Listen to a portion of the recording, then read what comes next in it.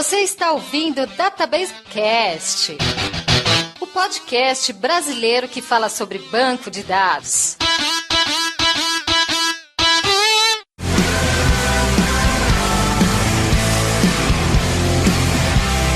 Oi gente, aqui é o Wagner Crivellini e hoje é dia da gente fazer um check-up geral no nosso banco. Oi gente, aqui é o Mauro Picchigliani e o meu banco de dados precisa de mais manutenção do que o meu carro. Fala pessoal, aqui é o Fabrício Lima. Não deixe seu banco de dados parar para você não ir parar no RH.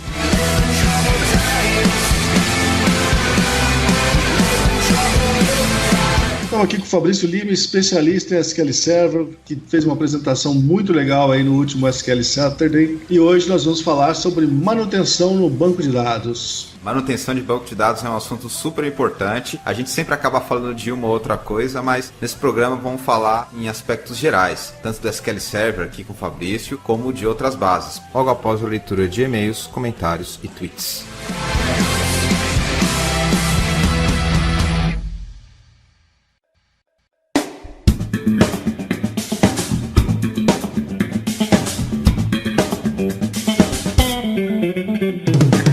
Interatividade com os nossos ouvintes, Wagner, em relação ao episódio 75, onde a gente falou sobre o papel do DBA na nuvem durante o evento Interop Mix. Certamente um contexto diferente do que a gente faz em termos de gravação, mas muito bacana. Pois é, rapaz, negócio completamente diferente, pegou a gente aí como novato no negócio, mas eu gostei bastante dessa gravação, cara, eu acho que ficou bem fluida a coisa. Apesar de alguns probleminhas com o áudio, porque a gente não estava no ambiente adequado, eu tentei tirar ruído, ficou muito bacana e diferente do que a gente faz, porque teve um pouco de opinião do ouvinte. Bom, quem quiser participar de próximas gravações como essa, fique atento que a gente avisa aqui. E não esqueçam de entrar em contato com a gente para dar um feedback. Pode ser pelo e-mail databasecast@gmail.com, pode ser pela nossa conta no Twitter, @databasecast, o nosso canal no YouTube ou o nosso site databasecast.com.br. Os canais estão todos aí e esperamos que isso facilite a interação com a gente. Galera, durante as férias se apresentou. Vamos ver agora que começando o ano se o negócio aumenta. Então vamos lá. O que você separou de comentários? Começando aqui pelo nosso site, no databasecast.com.br, o Luiz Felipe comentou o seguinte: fala pessoal, belezinha? Preciso de uns eventos desse tipo aqui no Rio de Janeiro. Luiz, nós também gostaríamos de ir, né, mas fica difícil aí. Eu gosto de praia, não sei se você gosta. Eu também gosto, mas custos aí começam a ficar complicados. E a gente assim para baixo não vai ser fácil. Aí ele continua: esse podcast foi bastante interessante. Recentemente adquirimos na empresa o DBAS, né? Database as a Service, com WebLogic para uma aplicação que estamos desenvolvendo internamente. E tenho que admitir que não gostei muito desse serviço, pois é disponibilizado um template pré-configurado bem ruim, ao menos para o nosso cenário. Mas deu para se virar. Agora, já com o IaaS, é mais interessante, porém é necessário você utilizar sua própria licença de banco. Olhamos para o cloud com cautela e somente para os menores clientes. Um grande abraço, Luiz Felipe. Obrigado, Luiz Felipe. Quando a gente fala de banco de dados na nuvem, na cloud, o diabo está nos detalhes. Você tem que estar bem atento aí o que eles oferecem, o que você precisa ter, questões de nível de qualidade de serviço, quanto tempo dura a conta premium, número de aquisições, memória, essas coisas, Wagner. Tem que estar bem atento. Rapaz, há pouco tempo eu assisti um vídeo no YouTube sobre licenciamento de cloud. O vídeo sobre licenciamento de cloud tinha quase 1 hora, velho. Era tanto C que tinha ali no meio que você não conseguia montar um fluxograma na sua cabeça de onde é que você estava indo. Era muito detalhe que o nego tinha e praticamente você vai se perder ali dentro. Até porque a gente não tem tanta experiência para fazer as opções adequadas, mas o negócio é bem confuso mesmo. Licenciamento é um ponto que muita gente que trabalha com software não conhece, fica apenas na parte técnica, mas é importante conhecer, principalmente se você for responsável por isso. Na sequência, destaco também o comentário do Matheus Paulo, que ele deixou na nossa página do eMasters, emaster.com.br/databasecast. Ele diz: excelente cast, ouço sempre, não sou DBA, mas as dicas que vocês me ajudam muito. Muito obrigado, Matheus, um grande abraço. E para finalizar rapidamente, o Diego Brocanelli, que sempre deixa seus comentários, dessa vez ele deixou no nosso canal do YouTube, youtube.com/databasecast. Ele comenta o seguinte: excelente episódio, concordo com o que foi dito no podcast podcast. Depois ele explica mais sobre a opinião dele, né? De certo modo ele está concordando com tudo que já foi dito durante o programa. E ele finaliza: excelente ideia em trazer ouvintes para participar do podcast. Ficou sensacional. Parabéns a todos pelo excelente conteúdo produzido. Muito obrigado, Diego.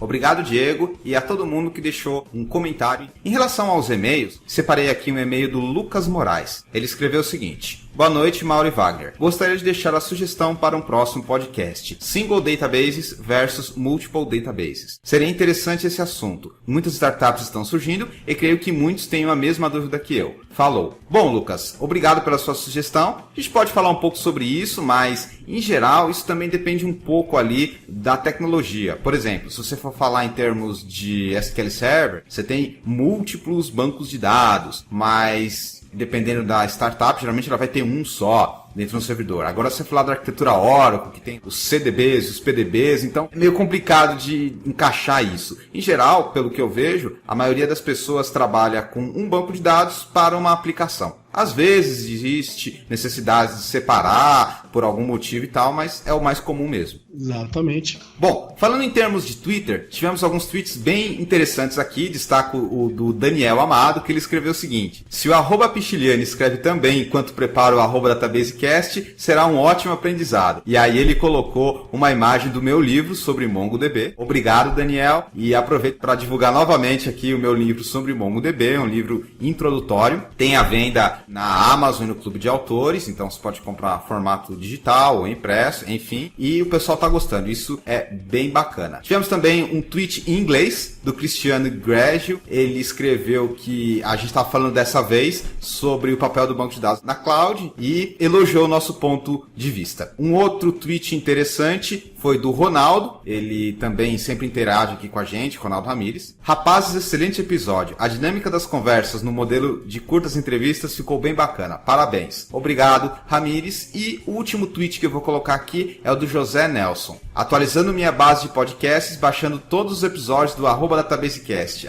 @Pichiliani, @Crivellini, simplesmente os caras. Obrigado, José Nelson. E Wagner, a gente tá bem na fita, ou seja, já estão reconhecendo o nosso programa. Bacana, cara. Eu vi esse tweet também, eu até curti quando ele mandou. E sobre o estilo da gravação que foi feita aí nesse último programa, cara, a gente ficou tanto tempo pensando aí como é que fazia, como é que ia encaixar um negócio desse. Aí qual que é a listinha de perguntas que a gente ia fazer para o negócio não ficar muito monótono e permitir que todo mundo pudesse participar. Mas pelo jeito, nossa primeira experiência deu certo. O pessoal parece que gostou. Tivemos mais elogios do que reclamações, então pra gente o resultado foi positivo. Principalmente porque foi um desafio grande pra gente também. Coisa nova, a gente tem que se adaptar. Como você disse, a qualidade do som ficou comprometida, isso a gente já até imaginava, mas pelo menos a estrutura ficou legal, o pessoal gostou bastante. Saímos da nossa zona de conforto, como o pessoal gosta de falar, e o resultado não ficou tão ruim. Exatamente, rapaz, isso vai pro nosso KPI? Oh, com certeza. Tá bom. Bom, vamos falar agora então sobre manutenção de banco de dados, Wagner. A gente já falou sobre ele em outros programas anteriores, talvez de forma isolada. Dessa vez a gente deu um pouco mais de ênfase nesta atividade importante do DBA.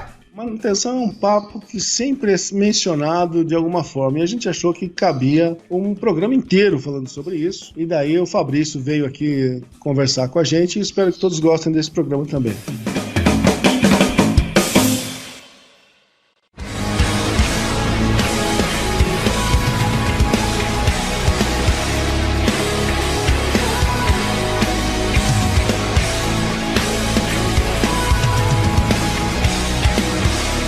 Fabrício, te apresenta para os nossos ouvintes, por favor. Conta um pouco da sua história e o que você faz hoje. Sou de Vitória, Espírito Santo, cidade boa, praia, mulher bonita. Eu não sou aquele cara que cresceu com aquele sonho de ser DBA, de trabalhar com TI, nada disso. Tinha 18 anos, estava lá fazendo meu vestibular, e agora? O que eu vou fazer? Não tinha nem ideia do que eu ia fazer ainda. Gostava de matemática e física, vi os cursos relacionados a essas áreas, gostei de ciência da computação. Então fui lá, consegui passar em ciência da computação na Federal aqui do Espírito Santo e entrei na faculdade sem saber para onde ia. Vamos embora. No quinto período, estava na hora de trabalhar. Então mandei currículo, fui chamado para uma entrevista. Minha primeira primeira entrevista de estágio para a área de desenvolvimento. Tomei um não logo de cara, então já fui barrado aí na primeira tentativa. Só que 30 dias depois, eu fui chamado para o setor de banco de dados dessa empresa. Olha que legal. Se eu tivesse passado na área de desenvolvimento, hoje eu estaria por aí dando palestra de desenvolvimento e blog de desenvolvimento. Não, fui cair certinho no setor de banco de dados. Então fiquei nesse setor aí 3 meses como estagiário, fui contratado, fiquei lá com 2 anos como analista de banco de dados, depois fui crescendo DBA Júnior, Pleno, Sênior. Chegou uma hora que eu assumi um cargo de liderança dos DBAs, então eu passei a coordenar os DBAs. Isso aí já deu quase 10 anos da minha vida dentro dessa empresa. Chegou uma hora que eu comecei a fazer consultorias de SQL Server por fora e estava pesado, não estava dando para dar conta aí dos 2 empregos, tinha que escolher. E o mundo SQL aí, voltar a meter a mão na massa, me chamou novamente. Então, desde junho de 2015, eu trabalho aí com consultorias e treinamento SQL Server. Larguei tudo no meio da crise, um emprego bom, estável, para me aventurar aí nessa área de consultor. Então, Corajoso, hein? Corajoso. Eu tenho uma experiência de 10 anos numa empresa, com todos os tipos de problema que uma empresa grande tem, uma empresa grande aqui do estado, e já atendi aí uns 87 clientes até hoje com consultorias. Então, cada cliente tem um probleminha diferente. Então, essa experiência de pegar ambientes diferentes também ajuda bastante o nosso crescimento profissional. E assim eu cheguei aqui hoje. Sou palestrante em eventos de SQL, foi assim que eu conheci o Wagner. Ele foi lá assistir minha palestra, nem acreditei que ele estava lá na minha palestra. E ele me convidou para estar aqui hoje, para estar batendo esse papo legal com vocês. A palestra sua ela foi muito legal, gostei demais da sua apresentação. Quem tiver oportunidade, recomendo a ver também. Hoje então, gente, vamos aproveitar aqui a oportunidade e vamos falar de manutenção de bancos de dados. Vamos tentar dar uma panorâmica genérica, até porque a grande maioria dos procedimentos são parecidos na maioria dos SGBDs e de vez em quando precisa dar uma pincelada em outro banco de dados aí que não seja o SQL Server, a especialidade do Fabrício, a gente dá umas pinceladas por aí. Primeira pergunta que eu queria jogar para vocês: por que manutenção de banco de dados? Para responder essa pergunta, Wagner, eu acho que é interessante a gente lembrar que os bancos de dados, eles têm que ter a manutenção, assim como as aplicações também têm que ter a manutenção. Por mais que a aplicação ou a modelagem da base esteja redondinha, sempre tem ali uma manutençãozinha ou outra. Até porque, se a gente estiver considerando bancos de dados que são para leitura e gravação, ou seja, que tem lá os seus certos, updates, deletes, sempre vai ter alguma coisa mudando nos dados. E essa mudança acarreta alguma manutenção. Pode ser uma manutenção maior ou uma manutenção talvez não tão grande assim. Mas como o banco, o cenário dos dados estão mudando, vai ter que sempre ter uma manutençãozinha. E eu acho que isso é um dos principais motivos pelos quais a gente deve gastar um tempo planejando e executando a manutenção da base. Banco de dados aí bem administrados, com rotina de administração e um bom monitoramento é um grande passo para te deixar dormir um pouco mais tranquilo. Eu sou aquele DBA medroso que coloca alerta para o máximo de coisas que eu conseguir, tenta pensar todas as possíveis rotinas de manutenção que eu conseguir. Para quê? Para que eu possa trabalhar mais tranquilo, para que eu possa ter menos problema, para que a empresa não vire o olho para mim mais vezes quando possa acontecer um problema. Então, se você tem um problema no banco de dados, vai vir um monte de gente atrás de você. Com a rotina de manutenção, a gente consegue evitar que essas coisas aconteçam com mais frequência. É até engraçado que tem gente que pensa que não é necessário, né, cara? Se tudo na vida precisa de manutenção, se a gente tem que fazer check-up periódico, se seu carro precisa de manutenção periódica, por que raios o cara vai imaginar que o banco de dados não precisa? É um negócio extremamente ativo, que está sempre mudando, sempre atualizando dados, excluindo informações, fazendo limpeza de dados que são antigos. Por que você acha que isso aí não vai precisar de manutenção, cara? É evidente que precisa, e muita gente corre riscos absurdos por simplesmente falta de planejamento e falta de visão, que manutenção é um negócio importante. Isso no mundo SQL, acho que é ainda pior. A galera acha que é Microsoft, SQL Server, Next, Finish, telinha. Acho que instala lá, vai funcionar para sempre, sem nenhum problema. Mas na prática, aí, com consultoria, eu vejo que o pessoal quebra muita cara com isso. Cara, a real é que eu sempre converso com o pessoal de outros universos aí, né, outros produtos, e eles tiram sarro da gente, de Microsoft. Numa coisa eles têm razão. Com essas interfaces bacanas que a gente tem para trabalhar, tem cada goiaba que se mete a dizer que é DBA, que é especialista em banco de dados e faz isso e aquilo, que depois a bomba estoura, rapaz. Aí todo mundo fica falando mal do produto e não do maluco que se meteu a fazer o que não sabia. É uma situação bem difícil mesmo. Realmente tem que ter manutenção. Agora, a gente tem que lembrar um pouco que a manutenção pode ser de frequência variada. Isso não quer dizer que você vai fazer manutenção todo dia. O que eu vejo muito é aquela mentalidade de, às vezes, as pessoas acabam usando um produto mais simples, um NoSQL, ou alguma coisa na nuvem, assim, que já está, teoricamente, tudo já prontinho, e superdimensionalizam o ambiente e falam que por superdimensionar o ambiente, eles não devem se preocupar tanto assim com manutenção, fazer uma manutenção 1 a cada 2 meses, ou 1 a cada 3 meses. Então, eu vejo bastante isso também. Eu acredito que a manutenção tem que ter, mas a frequência da manutenção nem sempre precisa ser assim diária ou mensal. Depende muito das características do negócio, mas é uma coisa que eu vejo muito, principalmente em startup, que está começando com um banco de dados menorzinho, que é uma coisa bem rápida. Eles geralmente optam por soluções NoSQL, que são mais rápidas para interagir com APIs, por exemplo. Aí eles vão para a nuvem, superdimensionalizam e não se preocupam tanto com isso, pelo menos nesse momento. Muita gente está encarando essa questão de manutenção como algo não tão frequente. E eu acho que isso faz todo sentido, para você ter uma agilidade aí no começo, quando a gente está falando desse ambiente de startup, NoSQL e coisas na nuvem que não é que não precisa de manutenção, mas é que a manutenção não precisa ser tão frequente assim, em especial quando você está trabalhando em ambientes que às vezes é fácil subir uma nova máquina, subir um novo container Docker, enfim, cenário também é importante de destacar. Um detalhe interessante, eu também vejo isso muitas vezes. O cara entende que manutenção é uma rotina, não é uma rotina. Cada tipo de manutenção precisa da sua rotina, sua periodicidade, e você precisa estudar quando vai colocar cada uma. Até porque se você botar todas encadeadas, dependendo do tamanho da sua empresa, é capaz que você fique horas e horas sem o seu servidor para funcionar. É um negócio complicado. A menos que você trabalhe numa padaria e não precisa fazer manutenção a cada 2 meses, digamos, é bom você tomar cuidado, porque uma hora você pode ficar sem nada. E tem uma coisa que também está muito relacionada à manutenção, é o monitoramento. Então você faz as manutenções, mas você tem que monitorar se o backup está rodando, suas rotinas de manutenção estão rodando automaticamente para você, como é que está o banco, quando você vai precisar fazer uma outra manutenção, quando você vai precisar fazer uma parada. Então monitoramento e manutenção estão muito ligados aí um com o outro. Concordo inteiramente.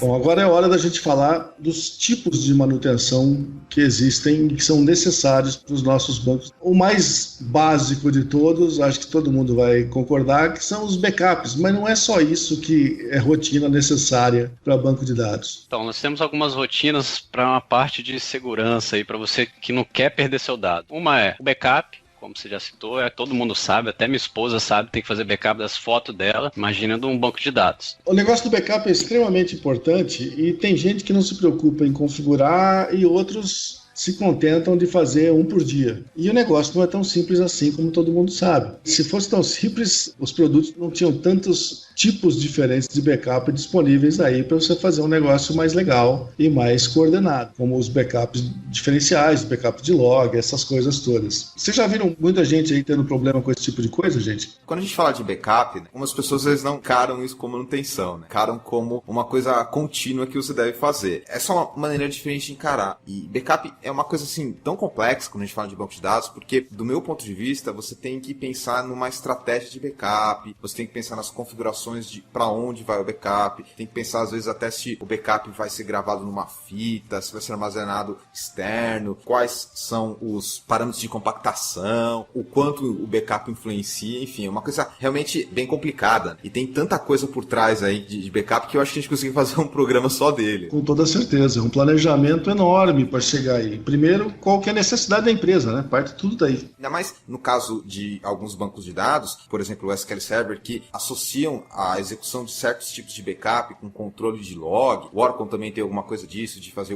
o archive do redolog, e alguns outros bancos de dados também têm algumas opções. Então, é até mais do que simplesmente tirar uma cópia, né? Influencia no comportamento do banco de dados, influencia em crescimento e outros aspectos. E uma coisa que eu gosto bastante de fazer em termos de backup, que acaba afetando a manutenção, é o seguinte: toda vez que a gente faz um backup, eu procuro armazenar esse histórico, e aí no caso, se for, por exemplo, o SQL Server, ele já grava lá uma tabelinha no MSDB com essa informação de tamanho. E uma vez que o backup vai ser algo periódico, eu consigo saber a evolução do tamanho do banco. Então, isso é uma coisa que ajuda bastante a prever, por exemplo, se vai ter um crescimento em determinada época do mês, em relação ao que eu vi no ano passado, se tem alguma tarefa de administração que está diminuindo a parte do tamanho, se precisa fazer um expurgo. Então, eu gosto de associar a execução do backup também com informações que eu posso obter do banco nesse momento. E isso me ajuda a fazer as tarefas de manutenção. Como eu falei, às vezes, cada 15 dias eu faço um backup completo da minha base. E aí, na hora que ele faz o backup completo, ele grava lá o tamanho. E aí eu pego esse tamanho do backup e coloco num gráfico para analisar como é que está aí a evolução do tamanho do banco. Se chegar num certo ponto, aí eu penso que tem que fazer uma tarefa de manutenção. Enfim, tem várias coisas relacionadas de backup que envolvem bastante a manutenção. Pelo menos são algumas práticas que eu uso que eu acho que são legais. É um planejamento longo isso aí. Inclusive, se a gente do mundo SQL nem presta tanto atenção, porque um backup vai influenciar em perda de performance, lentidão e tudo mais. Mas tem banco de dados que só faz backup full offline mesmo,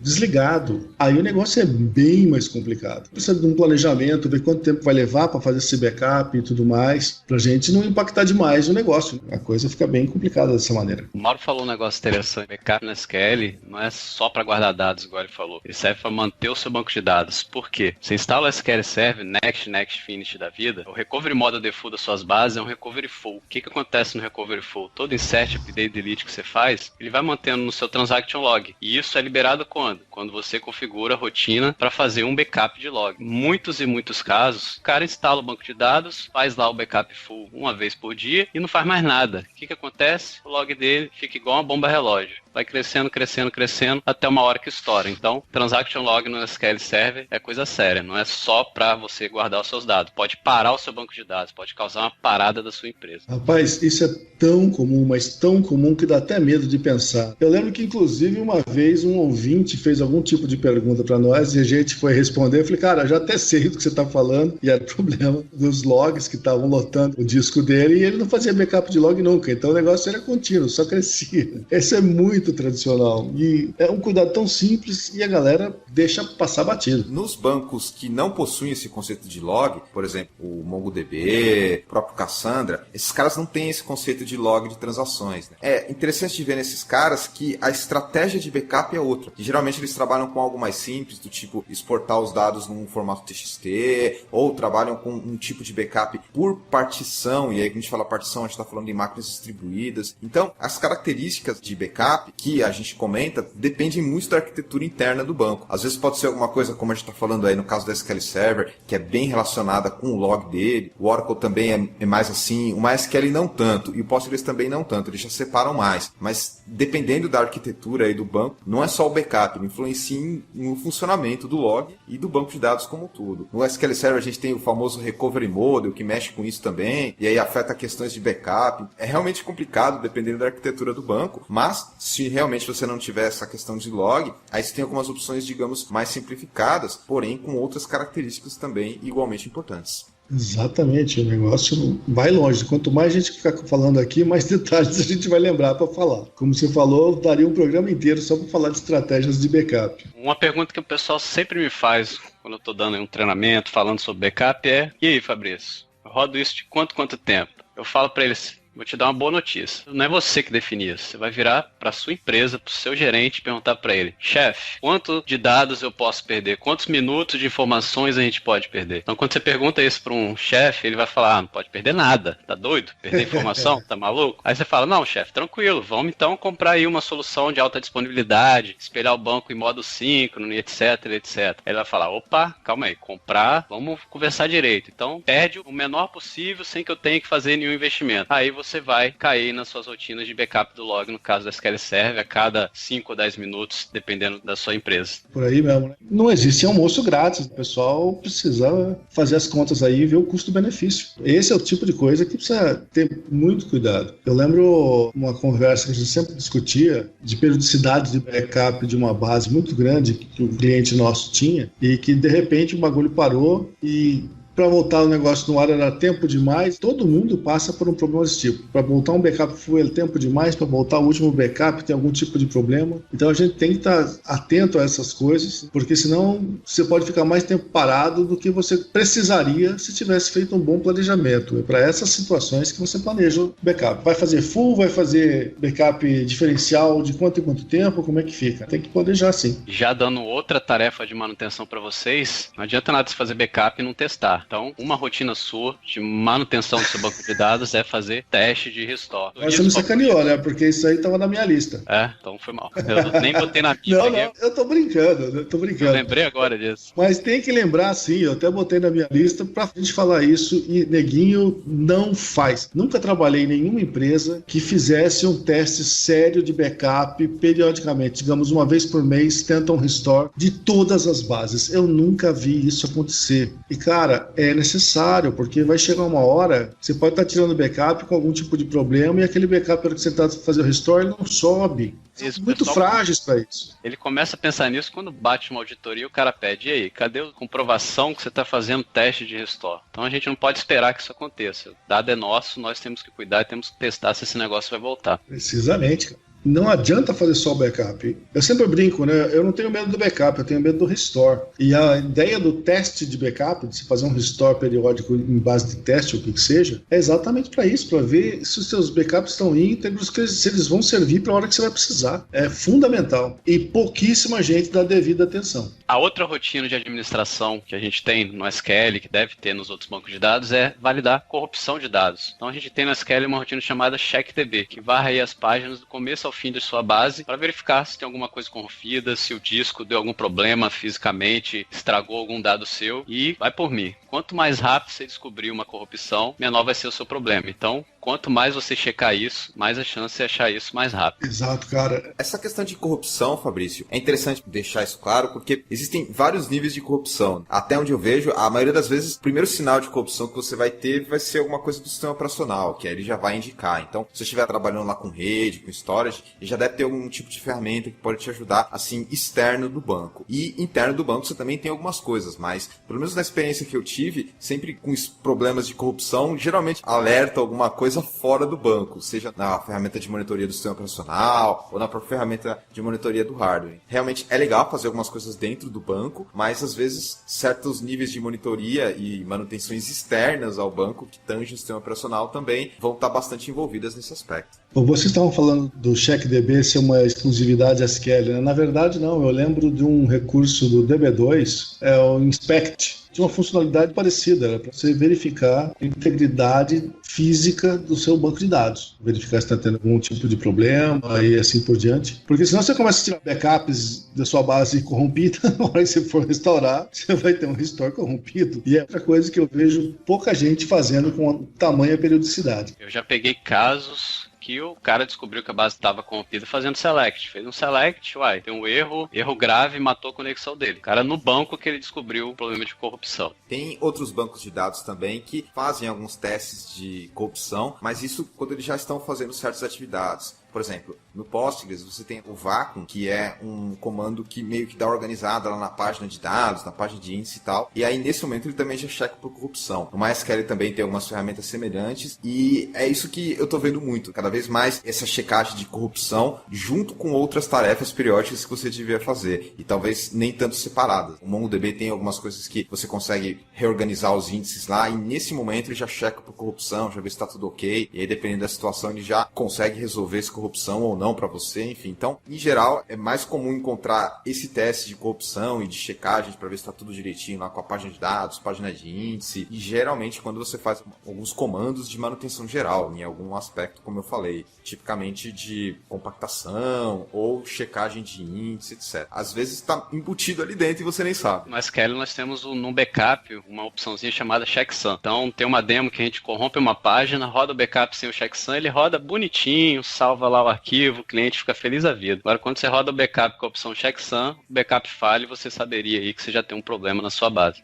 Ajuda demais, né, cara? Porque descobri isso na hora H que você vai fazer um restore. É um negócio que atrapalha demais. Pode te dar uma surpresa assustadora de, por exemplo, um backup também corrompido disponível para restauração. Aí o bicho pega feio. O cara faz backup todo dia, passa por cima um do outro, não tem rotina de check DB para encontrar corrupção. Quando descobre, já passou tudo corrompido, já passou por cima e já era. No caso do SQL Server em si, o check DB é tão legal, cara, tão funcional, porque ele já verifica se você quiser, ele já faz o repair do que você quiser. É muito legal, o negócio ajuda demais. É questão só da pessoa se prontificar, tá ali no plano de manutenção do banco, flega lá, bota esse cara para funcionar, porque vai ajudar. Sei lá, 3 horas da manhã, um horário que tenha muito pouca utilização no seu banco, né? Porque evidentemente ele vai prejudicar, vai causar um pouco de lentidão, mas seria bom que fizesse todos os dias. Tem casos que a base é tão grande que a opção que você tem é pegar ela, restaurar em outro lugar e validar a corrupção lá. E as páginas corrompidas vão juntas lá para o outro lado. Coisa é braba, né? Imagina quanto tempo parado que você vai ter da sua aplicação para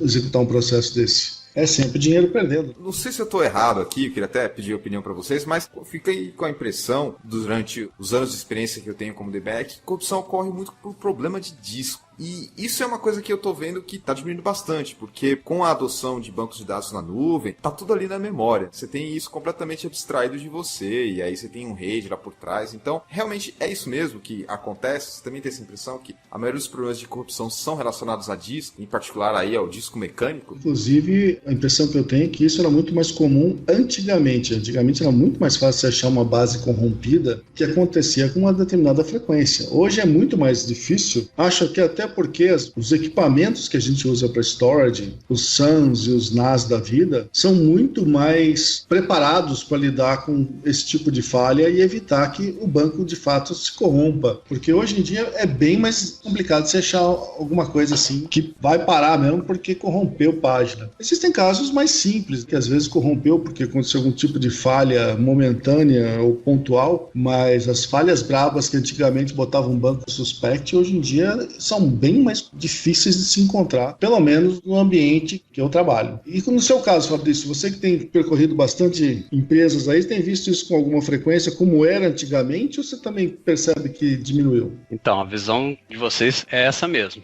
Empresas grandes têm equipamentos ótimos, de ponta, etc. Deve ser bem mais difícil acontecer esse tipo de problema. Agora, as empresinhas pequenas, que são aí os meus clientes que eu atendo, isso acontece muito ainda. Só semana passada eu voltei 2 bases corrompidas. Uma na quinta e uma na sexta. Então, quando que acontece isso? Disco, um data center desligando energia e voltando toda hora. São os casos que eu mais pego. Corrupção tão grande que não tinha o que fazer na base. A gente teve que criar uma base nova e exportar os dados de um lugar para o outro, porque não teve salvação aquela base. Corrupção interna de página de sistemas. Nossa. Acontece. Eu sou consultor, a galera me grita só quando explode. Então, explodir para eles é corromper uma base. Então, volta e meia me aparece base corrompida. Clientes de pequeno e médio porte. Só bucha. Bom, pelo menos garante o leitinho das crianças, né, cara? É verdade. Deixa acontecer, né? Se quiser gastar dinheiro nesses equipamentos caríssimos que estão à disposição, é outra história. Mas, se não, tem a gente para garantir coisa lá. Dando sequência aqui, eu gostaria de falar dos defrags e rebuilds da vida, que para mim são 2 faces da mesma moeda. Então, manutenção relacionada à performance. Na SQL eu listei 2 para a gente conversar. É os rebuild e reorganize da vida, que é o quê? Desfragmentação de índice. Você cria lá seu banco bonitinho, as páginas estão lá inteirinhas. Você começa a fazer insert, update e delete, já era, vira aquela zona, page split, página vai para um lado para o outro, página esvaziando, página crescendo. Isso gera fragmentação e isso acaba atrapalhando a performance do seu banco de dados. Então, você como DBA não quer seu banco lento, tem aí que criar a sua rotina para desfragmentar os seus índices. Isso me lembra um pouquinho, Wagner, não sei se você chegou àquela época do DBase, que você tinha que apagar lá os arquivos IDX, fazer a reorganização de índice. Você chegou a pegar essa época lá atrás? Eu lembro disso, cara, peguei. E esse danado corrompia pra caramba também, esses IDX. Era um terror. Todo sisteminha tinha uma opção, tarefas administrativas, para você recriar o índice. Todo sisteminha feito em Clipper tinha isso. Não tinha jeito, porque era tão constante que o negócio aparecia toda vez. Não era nem questão de falha de disco mesmo, era a tecnologia mesmo que bagunçava lá os índices. Parecia que o negócio se perdia. Era esquisitíssimo. Hoje em dia eu vejo que as coisas estão bem mais organizadas. Acho essencial que ainda se faça um rebuild de índices, especialmente os índices não clusterizados. Mas eu já vi cara fera aí no mercado falando o contrário, que hoje em dia os equipamentos de storage, principalmente, estão tão avançados e as tecnologias que eles usam são tão diferentes do que eram há 15, 20 anos atrás, que cada vez menos é importante fazer defrag nesse tipo de equipamento, nesse tipo de storage. A importância da fragmentação é cada vez menor. Mas isso, como a gente está falando, nasce que você vê por aí, usando tecnologias apropriadas e tudo mais. Para o bem ou para o mal, recomendo, faça avaliação de fragmentação e rebuild diariamente, se possível, porque para os mortais, cara, isso continua sendo um problema muito sério. Então, mesmo se o disco for extremamente rápido, SSD e etc, disco é caro. E com um banco fragmentado, você está deixando muito espaço livre dentro das páginas de dados. Quando eu pego um cliente abandonado, eu chego para fazer uma consultoria, eu já peguei base de 100 GB,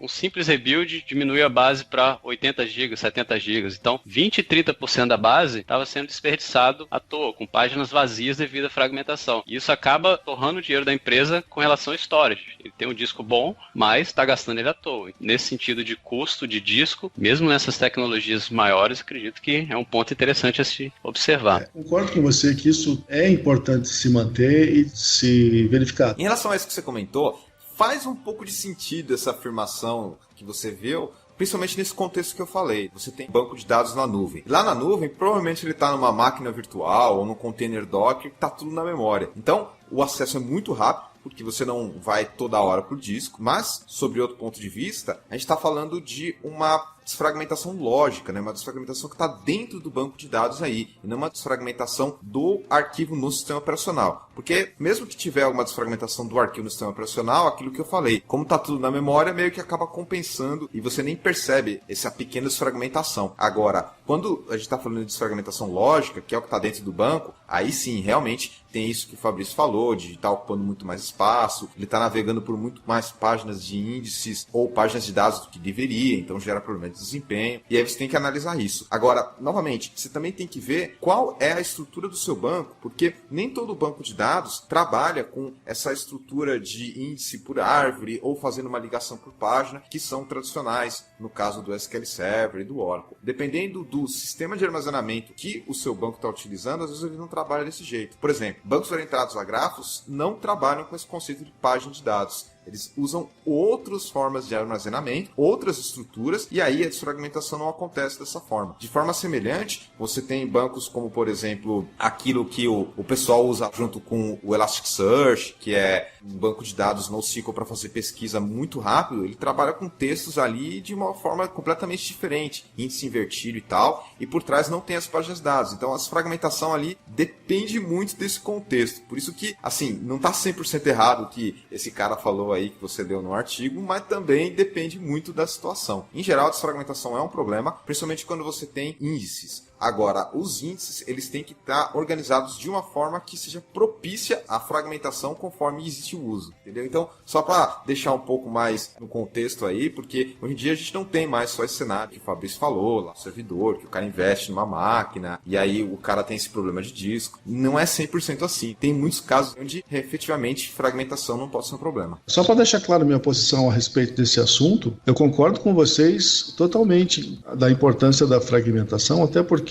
as páginas de dados vão ser carregadas em memória do jeito que elas estão fisicamente. Então, nós estamos desperdiçando não só disco, como também memória, que é muito mais caro. Como as tecnologias estão mudando, a importância disso está ficando cada dia menor. Então, está botando num contexto aí de tendência de futuro, e não que não precisa mais fazer defrag. Eu concordo, temos que fazer defrag sim. Dependendo do tipo de equipamento que você usa, a importância vai tender a diminuir. A fragmentação ela só vai ocorrer porque a maneira maneira que você usa para organizar as páginas de dados propicia isso. No caso em particular do SQL Server, que você deve estar se referindo, você tem aí um tamanho de página fixo. E com tamanho de página de dados fixo, isso tem uma tendência a ocorrer mais. Como eu disse, outros bancos de dados não têm tamanho de página fixa. Então, a tendência é que ele compacta melhor e você não tem tanto problema de fragmentação. Não é que você não tem fragmentação, é que você não tem tanto problema. Isso está relacionado com a maneira que você organiza internamente as páginas de dados. O SQL Server e o Oracle, tradicionalmente, para os seus índices padrões, cluster e não cluster, usa a página de dados de tamanho fixo, o que não é verdade em outros bancos. Tem essa questão de fragmentação relacionada a essa tecnologia. Perfeitamente. Então, uma outra rotina que a gente tem no SQL para manter a nossa performance, que o pessoal trabalha com boa prática, é a atualização de estatística. O algoritmo default de atualização de estatística não é tão legal, ele demora um pouco para atualizar as suas estatísticas. Então, é comum você criar uma rotina de atualização de estatística para rodar numa janela de madrugada, para que você tenha as informações mais precisas no seu banco de dados, para que eles possam ser usados no plano de execução de suas queries. A importância disso é enorme, até porque todo o engine do otimizador de consulta se baseia nessas estatísticas, e então, sem elas, o engine não vai saber qual vai ser o melhor índice para ser usado naquela consulta que você está rodando. Já deu para entender a gravidade da situação, né? O SQL 2016, ele vem com uma melhoria disso por default, que ele tem um algoritmo melhor, que ele vai atualizar mais rápido as estatísticas do banco. Mas até no SQL 2016, uma rotina de madrugada fazendo uma atualização de estatística do tipo full scan, que vai varrer a tabela toda, vai te dar um dado bem mais preciso. Esse esquema de estatísticas no SQL Server realmente é show de bola e até onde eu conheço, ele é um dos melhores que tem. Dá de 10-0 nas estatísticas de NoSQL, se é que algum deles tem, e tá brigando com as estatísticas do Oracle. E uma das coisas legais dessas estatísticas é que ele vai guardando as distribuições de dados das tabelas. Se você tem uma mudança muito grande da característica dos dados numa tabela, tipo você fez uma importação gigantesca, ou por causa de regras de negócio mudou muito a característica dos dados, dá uma investida na atualização de estatística, mesmo que não tenha na sua manutenção periódica. Como eu falei, as estatísticas são distribuição de frequência dos dados na tabela. E se mudou muito essa distribuição de frequência, provavelmente as estatísticas estão desatualizadas. E aí, mesmo que você deixe para atualizar automaticamente, é interessante dar uma investida nisso. Em particular, sempre que eu fiz tarefas de importação em massa para o banco, uma das coisas que está na minha listinha é recriar os índices e também atualizar as estatísticas. De acordo com o que está acontecendo com os dados, e foi uma mudança muito radical na característica deles, na frequência da distribuição de valores por colunas, vale a pena investir numa geração manual das estatísticas, porque isso vai te ajudar bastante. Com relação a manutenções, vocês querem citar mais alguma coisa? Tem a manutenção de atualização de patch, né, nos bancos, servidores, etc. Que acaba que o cara tem que fazer esse tipo de coisa. Essa manutenção de atualização de patch, versão, é realmente bastante complicada. E nos ambientes que eu trabalhei, é raro ver isso. Isso é muito manual, na verdade. Então, é manual. O cara entrar no site da Microsoft e ver se para aquele SQL Server dele tem algum patch ou tem um update. E muitas vezes o pessoal acaba deixando só pro Service Pack mesmo. E nem quando lança o Service Pack. Espera daí, sei lá, 2-3 semanas para aplicar o Service Pack. Então, isso é uma manutenção que precisa ser feita. Até onde eu vi, né, muito manual. Não sei se o Fabrício tem uma rotina automática para isso ou se realmente está na parte manual, mas é algo realmente importante. Esse daí é manual mesmo. Tem que criar um procedimento nessa empresa. Onde eu trabalhava tinha um negócio bem legal. Todo mês a Microsoft libera as atualizações de Windows, de todos os produtos dela. E tinha lá um procedimento certinho, com escala de quem ia trabalhar de noite para fazer isso. Uma semana fazia homologação, desenvolvimento, deixava isso rodando aí um tempo. E depois a gente ia aplicando nos servidores de produção. É uma rotina que você não pode ficar sem. Ali é segurança, é bug. Então você não vai querer isso pro seu banco de dados. Então sempre fique mais atualizado para você não ser pego de surpresa aí por um problema que já foi corrigido com patch. Com toda certeza. Eu lembro que na época que a Microsoft começou a lançar, eu acho que foi o Windows XP ou Windows 7, não sei, um dos dois, veio com aquele famoso Windows Update, que já fazia algo automático para o sistema operacional, etc. E discutia-se um pouco isso, se deveria ser feito algo para o banco de dados. Chegou-se à conclusão que não, que realmente era a carga do DBA fazer isso manualmente. Teve pouco suporte do fabricante para automatizar esse tipo de atualização. No máximo ali é uma mensagem do tipo, sai um hotfix, sai um service pack. Essa é uma daquelas manutenções que tem que ser feita de forma manual. É um negócio sério. Já tive problema de dar rollback em alguns casos disso aí, então é melhor não deixar na mão de qualquer um. Qualquer pequena falha que possa acontecer no processo. Você vai dar um rollback, vai ficar mais complicado ainda? é melhor ficar esperto e fazer o assunto com muito cuidado, num momento muito adequado e com uma janela muito boa para poder voltar para trás se for necessário. Tem um outro cenário onde isso é automatizado. Talvez eu esteja desatualizado, mas até onde eu vi da última vez, quando você trabalha com Windows Azure na nuvem da Microsoft, se eu não me engano, eles atualizam automático lá, meio que sem você perceber, sabe? Eu nem sei como é que eles fazem isso, não tenho certeza, talvez eu esteja falando uma besteira, mas eu acho que tem alguma coisa nesse sentido, para eles manterem os servidores deles atualizados, Wagner. E você ficaria um pouco desconfortável com isso? Cara, eu acho que indo para a nuvem, você está delegando um monte de coisa para quem está te dando suporte naquela nuvem. E o Azure é isso, cara. Você está contratando um serviço de nuvem da Microsoft, que eles estão criando para concorrer com Google, concorrer com Amazon. Então você tem que abrir mão de algumas coisas. Isso aí faz parte do pacote. Você está terceirizando um monte de coisas. E eles vão fazer essa manutenção para você e você não pode perceber. Seu banco tem que continuar funcionando perfeitamente de acordo com a contratação que você fez lá. Você não pode sentir paradas deles fazendo esse tipo de manutenção. Em teoria é isso mesmo. Quero ver acontecer.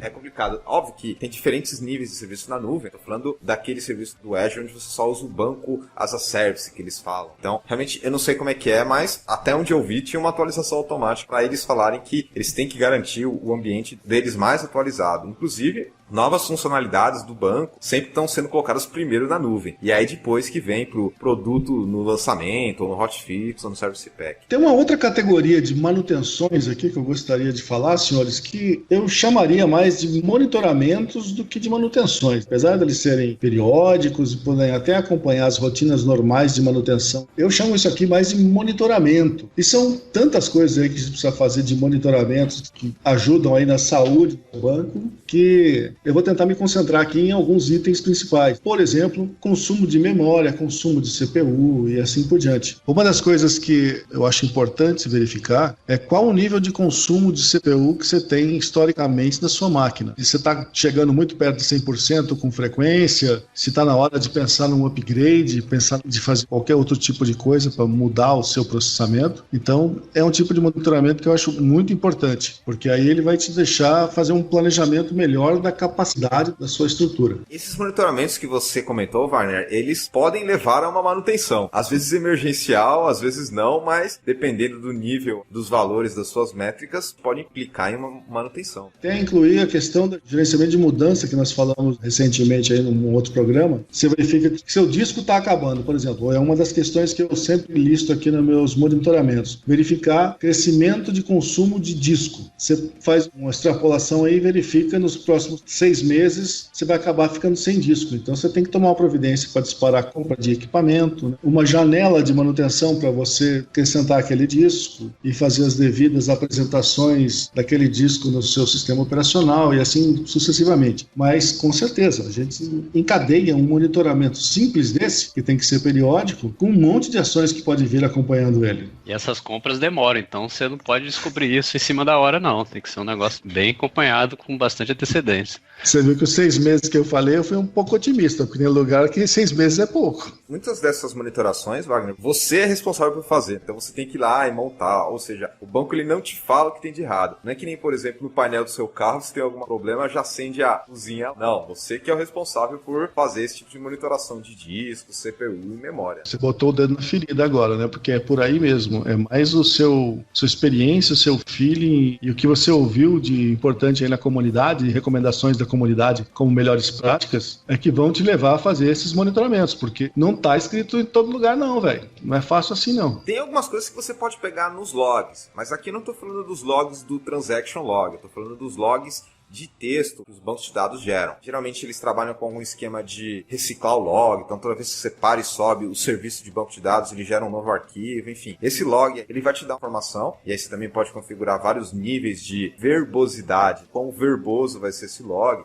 ele só vai logar erros gravíssimos, informações, enfim. Mas esse tipo de log, ele traz informações do banco em si. Raramente ele vai ter alguma informação de CPU ou de memória. Até porque isso está muito mais ligado ao sistema operacional do que ao banco em si. Nessa parte de monitoramento, disco, CPU, memória, é um tipo de coisa que você monitora para todos os seus servidores. Não só de banco de dados. Principalmente de banco, mas isso aí você tem que ter na sua empresa para tudo quanto é tipo de servidor que você tem. De banco também você tem que monitorar mais coisas. Tem que monitorar se você tem processos bloqueados hackeando o outro, se o log do seu banco tá full, tá crescendo. Se você não cuidar disso, uma hora a bomba explode, para tudo e faltou aí seu monitoramento e manutenção. Casa cai mesmo. O Fabrício comentou essa questão de monitorar processo, locks, blocks e às vezes até deadlocks. Realmente isso é importante, porque se tem, por exemplo, um processo rodando há tantos dias lá, alguma coisa talvez não esteja tão certa assim com ele. Talvez algo pendurado ou algo que não finalizou corretamente. E também monitorar jobs, no caso em particular do SQL Server, ele armazena internamente todos os jobs do SQL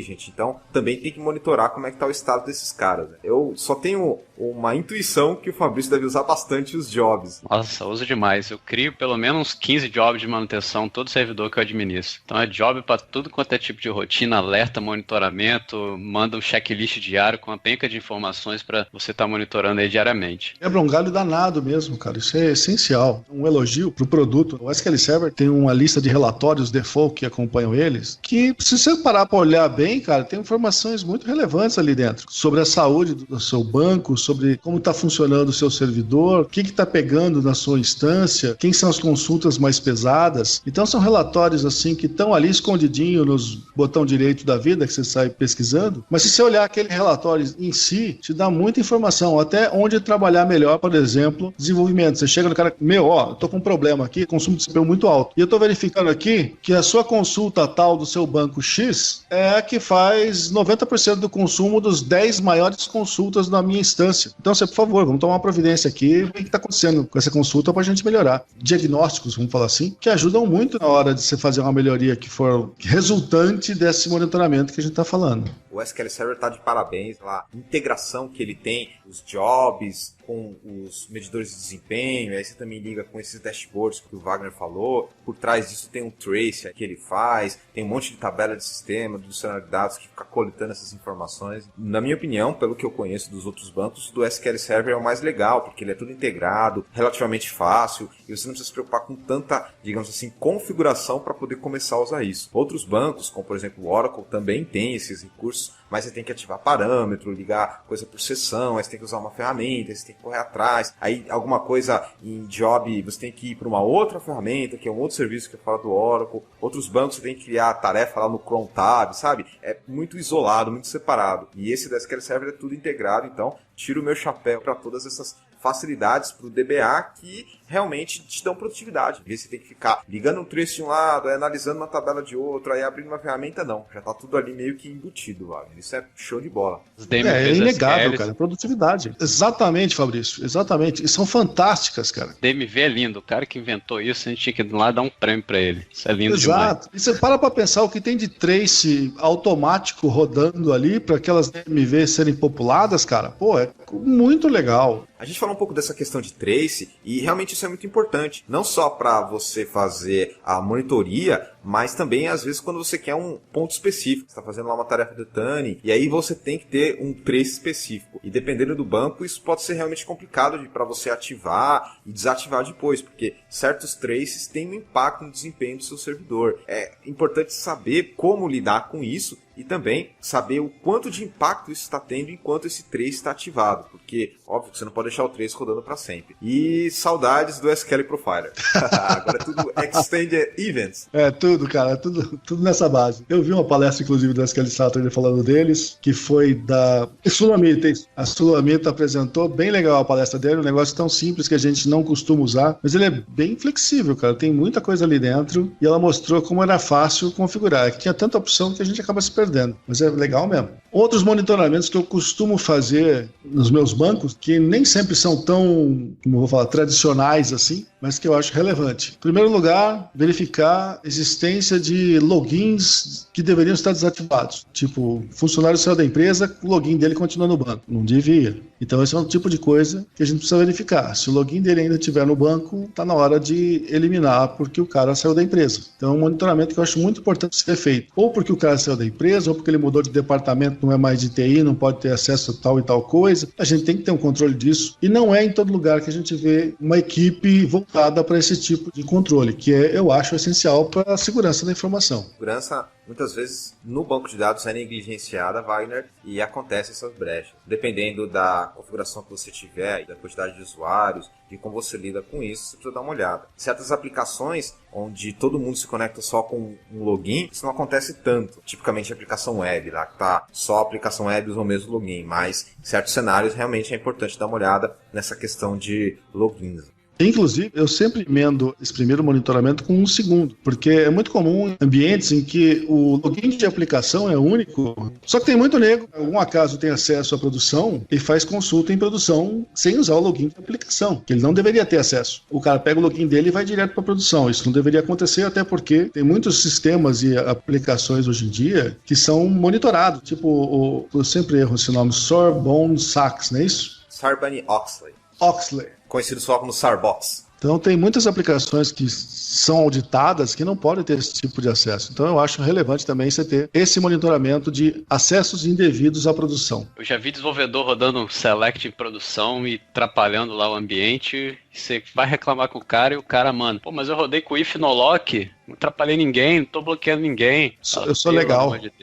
Pelo amor de Deus, você tá jogando um monte de página em memória, me atrapalhando esse meu esquema todinho da produção. Não faça isso. Você sabe que tem um cara que dizia que a ignorância é atrevida. É exatamente a situação disso aí. Quantas vezes eu tive esse tipo de problema? Impressionante. Mais um monitoramento que eu sempre faço, relacionado a índices. Índices que não tem uso. Você criou um índice que simplesmente não é utilizado. O otimizador prefere um outro índice e aquele lá não está sendo usado. Então, uma decisão se vale a pena manter aquele cara ou não. Segundo, quantidade de índices por tabela. Tem nego que adora botar índice em tabela, cara. Eu já vi em tabela com 75 índices. Sabe, não tinha nem 75 colunas, mas o cara foi lá e tá com 75 índices na tabela. Véi, você vai derrubar todo mundo. Derrubou a aplicação. Ah, minha aplicação tá tão lenta. Lógico que tá lenta. Você faz uns absurdos desses. Então eu acho muito importante monitorar esse tipo de coisa. Tem um cara na SQL Server chamado Database Tuning Advisor. Eu chego nos clientes, é 200 índices numa tabela, 100 índices, 50 índices. O cara fala, rapaz, cria um monte de índice aí pra melhorar a performance. Meu Deus. E ele cria índice com a mesma coluna, começando com a mesma coluna, então vai descendo a árvore pela mesma coisa, índice duplicado. Então,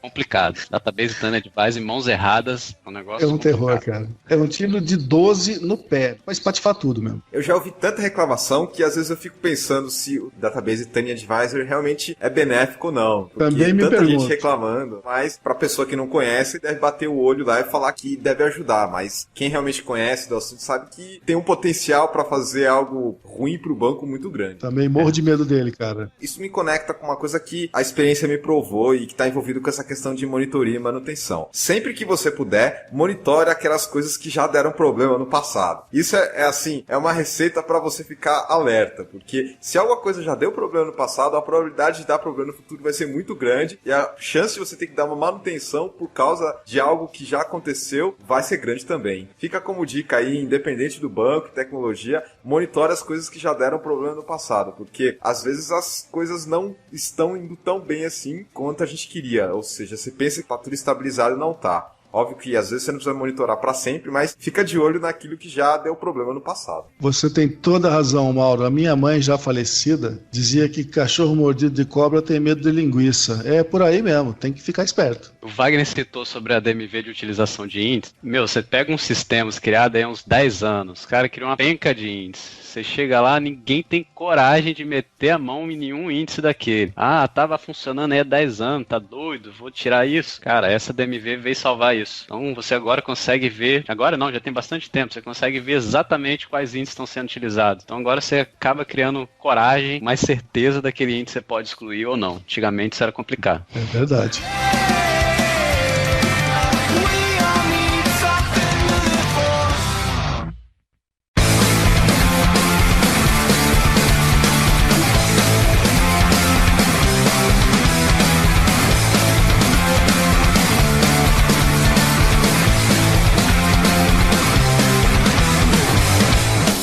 Começando agora o terceiro bloco, então vamos falar de experiências nossas relacionadas com manutenção. Fabrício, você que é o convidado e quer começar contando histórias tristes, histórias alegres, histórias engraçadas, o que você quiser. Vamos lá. consultor tem umas histórias bem legais. Aquele caso típico do SQL Next da vida. Então, eu numa empresa para apresentar uma proposta de consultoria e tal, levei ela bonitinho, apresentar meu serviço para o pessoal contratar, e exatamente no momento que eu tô lá, o pessoal liga pra TI, tá tudo parado. Fala, opa, tô na hora certa, no lugar certo. Quando os caras me liberaram a máquina do SQL, entrei, quando eu fui ver, batata. Primeiro assunto que a gente falou hoje, backup. O cara instalou o SQL Next Finish, Recovery Full, nunca fizeram backup do log. A base do cara tinha 10 GB e o log tava com 200. Espaço em disco, 0. A empresa parou. 2 minutos, rodei alguns comandinhos, resolvi o problema dos caras. Pra gente que conhece, é coisa simples, mas pra eles acham que você é o herói. Um cara em 2 minutos salvou a empresa, resolveu o negócio todo. Na hora contrataram meu serviço lá naquele dia. É uma história feliz, pô. Legal, Fabrício. É bacana ver esse tipo de história, mas por um lado é ver que chega num ponto que não tem ninguém que às vezes não consegue dar esse comandinho aí que você falou, que é relativamente simples, mas tem muito tempo de estudo por trás. Pode menosprezar isso também. Perfeitamente. 2 minutos para resolver e 3 a 5 anos para descobrir o que tinha que fazer naquele momento. É assim que funciona a nossa área. E o neguinho acha que qualquer estagiário vai fazer o que a gente faz. Isso acontece muito em manutenção, que às vezes você precisa ter uma medida assim, muito rápida, problema que já está há muito tempo, ou para contornar a situação. E não tem jeito. Essas medidas rápidas, esses truques aí, é só com experiência, muito estudo e que não vem da noite pro dia. Eu tenho uma história de manutenção aqui meio trágica, Wagner. Vamos lá. Eu tinha que fazer uma manutenção numa base, e SQL Server, e essa base era muito grande, tinha pouca possibilidade de ficar fora do ar. Então agendou-se para fazer essa janela de manutenção de madrugada.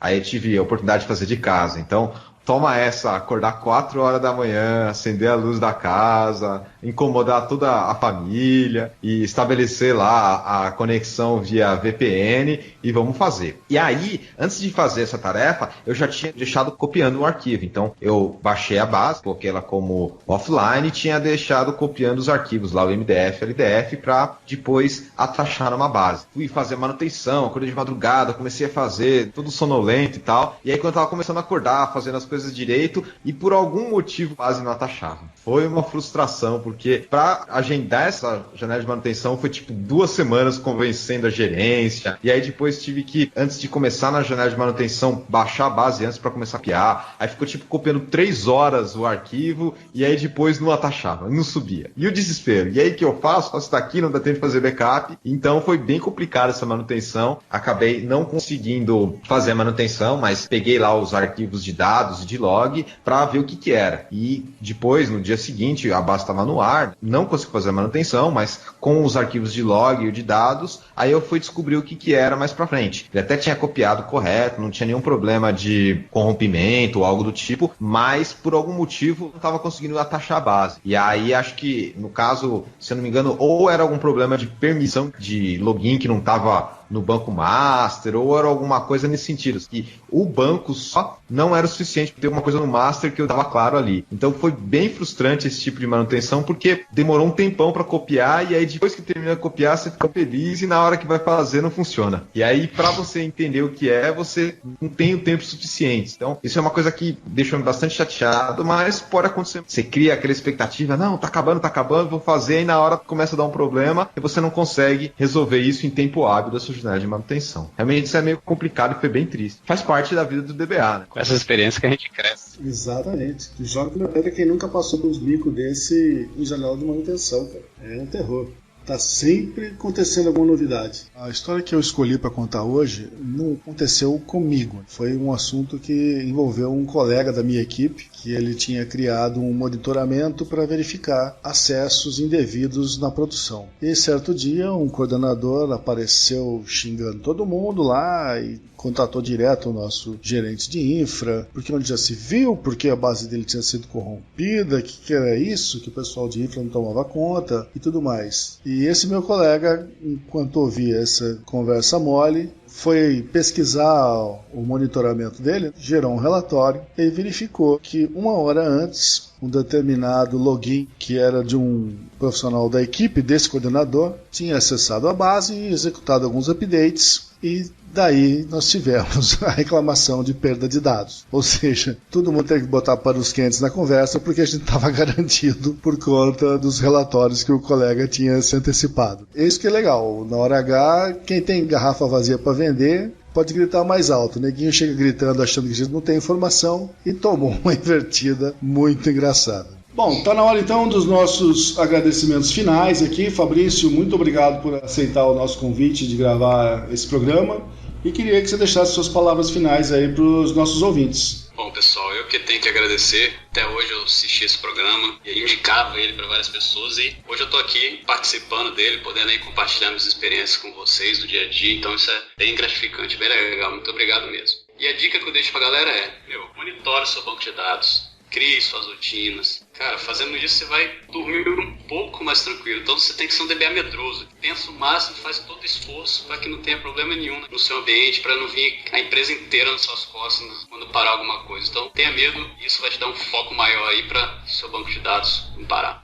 Perfeito. Mauro, suas palavras, por favor. Queria também agradecer. Fabrício, obrigado por participar com a gente. Queria dizer que é preciso a gente fazer manutenção do banco de dados, assim como também a gente precisa fazer manutenção num carro que a gente tenha, ou numa casa, ou num apartamento, enfim. Como tem uso constante, você vai precisar trocar uma outra coisinha, arrumar uma outra coisinha ali, desentupir a pia, trocar a bateria, mandar lavar, trocar o vidro, arrumar aquele azulejo que quebrou. Sempre tem uma coisinha ou outra para fazer em casa, apartamento, carro e também banco de dados. Às vezes pode ser mais urgente, às vezes não tão urgente assim, deve ser empurrando, mas as coisas não se mantêm sozinho. Em algum momento você vai ter que meter a mão ali para ou tudo continuar funcionando bem, ou implementar uma nova funcionalidade, ou realmente resolver uma coisa que não está correta. Então tenha em mente que essa manutenção sempre vai ocorrer, mas de qualquer maneira ela é igualmente importante com essas, digamos assim, tarefas criativas.